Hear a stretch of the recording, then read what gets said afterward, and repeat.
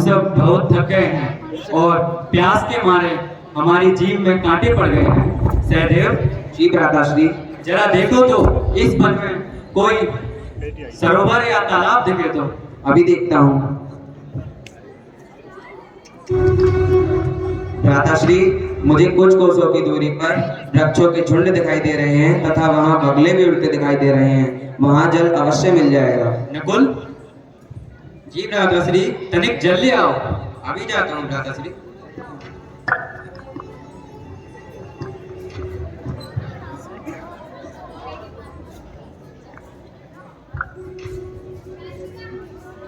ठहरो, तुम मेरे प्रश्नों के उत्तर दिए बिना इस सरोवर का जल नहीं पी सकते। और अगर पी लिया तो क्या कर लोगे? पीकर देखो।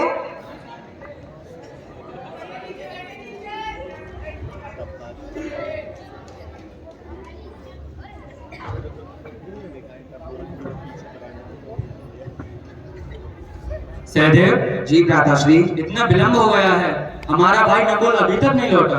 अभी देखता हूँ। नकुल भाई, क्या हुआ? उठ भाई। मैं भ्राता और माता को क्या जवाब दूंगा? उठ भाई। मुझे लगता है इस जल में ही कोई माया है। अभी इस जल को पीकर देखता हूँ। सावधान, इस सरोवर का जल पीने से पहले मेरे प्रश्नों के उत्तर दो।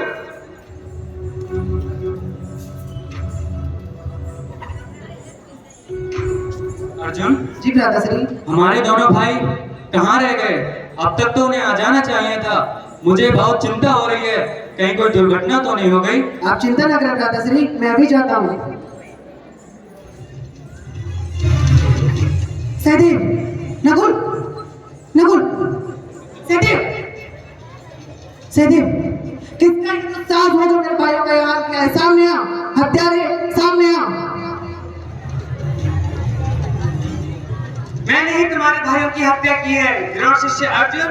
इन लोगों ने तुम्हारा क्या बिगाड़ा था? इन्होंने मेरी अनुमति के बिना मेरे सरोवर का जल पीने का दुस्साहस किया था। इस कारण मैंने इनकी हत्या कर दी। ये लोग प्यासे थे। प्यासे होने का अर्थ यह नहीं कि तुम दूसरे के जल को छीनने के अधिकारी हो गए हो।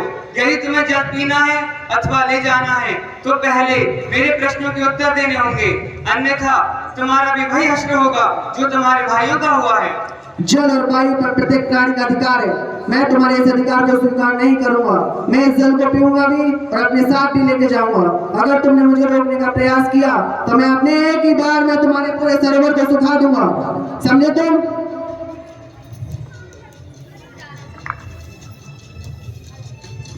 मैं फिर कहता हूँ अर्जुन, रुक जाओ।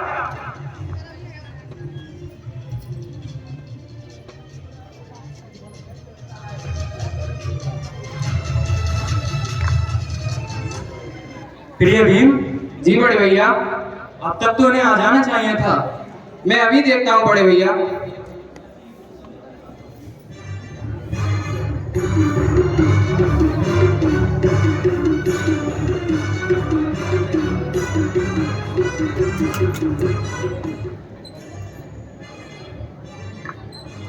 क्या हुआ इन्हें?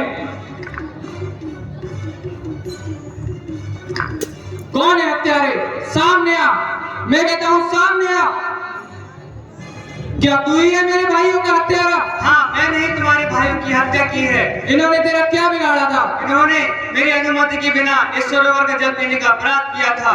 मैंने इन्हें कहा था पहले मेरे प्रश्नों के उत्तर दो, अन्यथा तुम्हारी मृत्यु हो जाएगी, किंतु ये नहीं माने और मारे गए।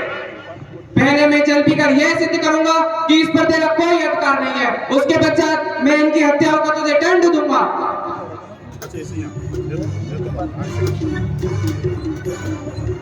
सावधान हो जाओ भीम। तुम मुझे रोक सकते हो तो रोक लो।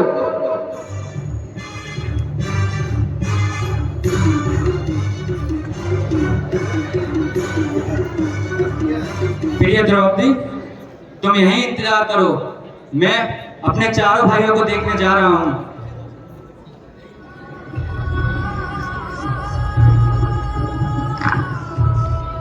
भीम, भीम, नकुल, नकुल, सहदेव, अर्जुन, अर्जुन, कहीं घाव या चोट का निशान भी तो दिखाई नहीं देता। शायद इस सरोवर के जल में ही विष है, परंतु इनके शरीर पर कोई विष का प्रभाव भी तो दिखाई नहीं देता। शायद इस सरोवर के जल में ही कोई माया है। मैं इसे पीकर देखता हूँ। ठहरो, मेरे प्रश्न के उत्तर दिए बिना इस सरोवर का जल तुम नहीं पी सकते। श्रीमान, आप यक्ष, गंधर्व आदि प्रधान देवताओं में से कौन हैं? कृपया अपना परिचय दीजिए। मैं यक्ष हूँ। मैंने ही तुम्हारे भाइयों की हत्या की है। मैंने इन्हें रोका था कि मेरे प्रश्नों के उत्तर दिए बिना इस सरोवर का जल तुम नहीं पी सकते, किंतु ये नहीं माने और मैंने इनकी हत्या कर दी। श्रीमान, आप प्रश्न पूछिए। पृथ्वी से भारी क्या है? पृथ्वी से भी भारी संतान को कोख में रखने वाली माँ होती है। आकाश से भी ऊंचा स्थान किनका है? आकाश से भी ऊंचा स्थान पिता का स्थान होता है। पर सबसे पवित्र स्नान कौन सा है? सबसे पवित्र स्नान वह स्नान है जो हमारे मनुष्य के सभी मन के मैलों को धो दे। वायु से भी अधिक तीव्रगामी क्या है? वायु से भी अधिक तीव्र गति मन की गति है। मृत्यु के समीप मनुष्य का मित्र कौन होता है? मृत्यु के समीप मनुष्य का मित्र दान होता है, क्योंकि दान सर्वश्रेष्ठ पुण्य में गिना जाता है और मृत्यु के पश्चात भी मनुष्य के साथ रहता है। इस संसार में कौन मनुष्य मूर्ख कहलाता है? इस संसार में वो मनुष्य मूर्ख कहलाता है जो दूसरों की सफलता से ईर्ष्या करता है।